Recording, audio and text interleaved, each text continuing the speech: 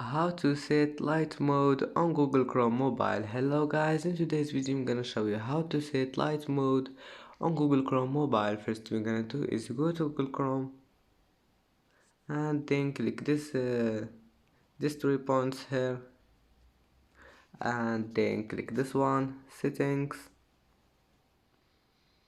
and go down and you will find this one here. Click on it, and now as you see, all you need to do is just click here,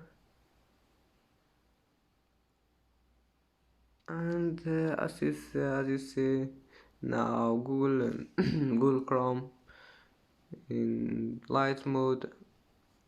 And that's it for today's video. If you like this video, please don't forget like and subscribe, and see you in the next video.